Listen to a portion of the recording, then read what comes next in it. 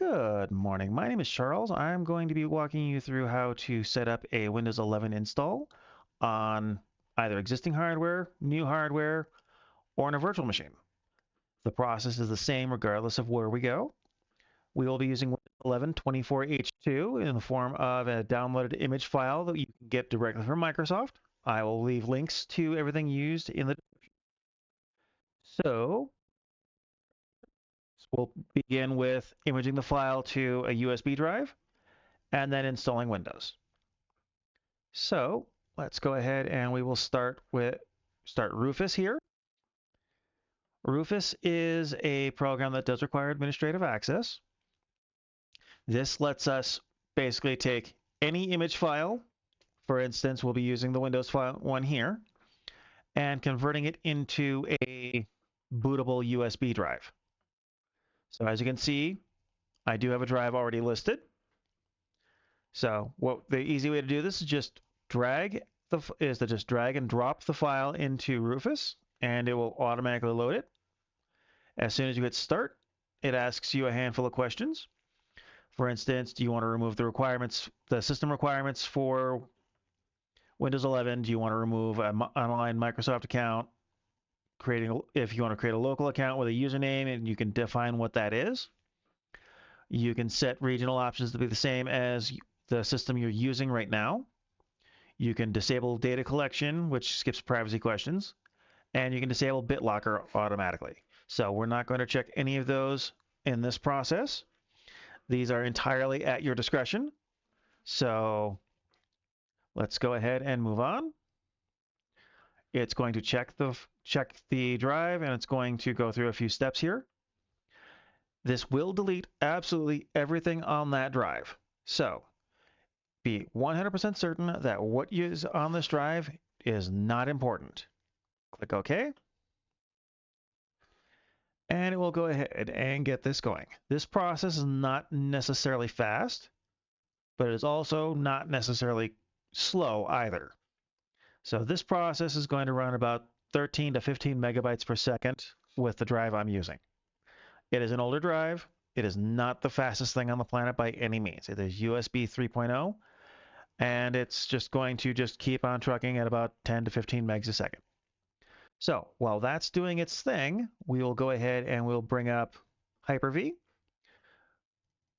and we'll go ahead and get Windows installed using a virtual machine. So go ahead and tap the space bar once it gives you press any key to boot off CD or DVD. Okay, so I'm in the US, so we will go ahead and use the English United States and time currency format of English United States. Do next. Your keyboard input method. This can be pretty much whatever. I'm in the US, obviously, so we'll go ahead and use US. And this gives us the option to either install Windows 11 or to repair my PC. So if you do install Windows 11, which is what we're going to be doing, you'll have to check the box here to I agree everything will be deleted, including files, apps, and settings. So nothing will be left on the drive when this is done. Do next. Now, here is where you put in a product key if you have one. So this is usually going to be like, I believe it is 5 or 6 sets of 5 characters each, alphanumeric. So in this case, we're just going to go, I don't have a product key. And we will just go ahead and get this going. So you want to go ahead and pick your specific version that you have. So in my case, I have Windows 11 Pro, so we'll go with this process. But if you have a home key, this is what you'd select. I have Pro, so we'll go ahead and do this. Yep. And this is why there's some of those added options. So obviously we can't do this right now, so we'll go ahead and we will stop our VM, and make the appropriate settings to get this to work.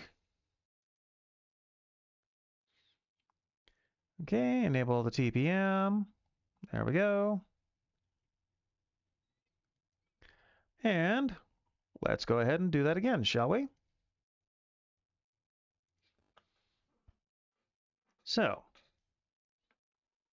that's what happens if you don't have a TPM ready to go for this. Now, we'll go ahead and go through that same process all over again. Should be pretty quick for us to get back to where we were. So US, install, check the box. Next, I don't have a product key in my case because I use a Microsoft account. Now, I'm not going to be digging that information out, putting it in stream in the video here. So we will go ahead and do this. Now, as you can see, we got past where we had the problem the last time. So now you have a license agreement. I do advise you go through and read this, as if you don't, you may not know what you're getting into.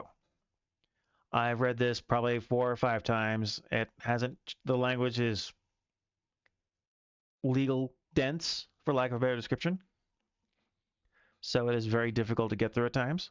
So the nice thing about this is we can just select the disk that we want to use. In this case, we only have the one.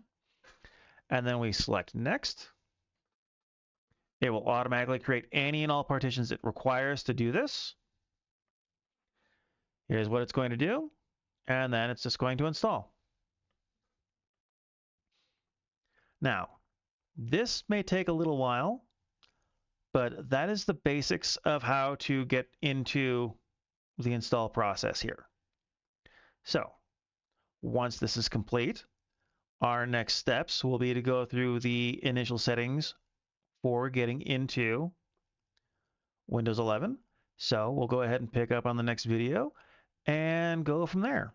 So while this is running, I will go ahead and catch you on the next one. Have a great day. Thanks for stopping by. If you like what you see, go ahead and hit the subscribe button. On that note, have yourself a good one.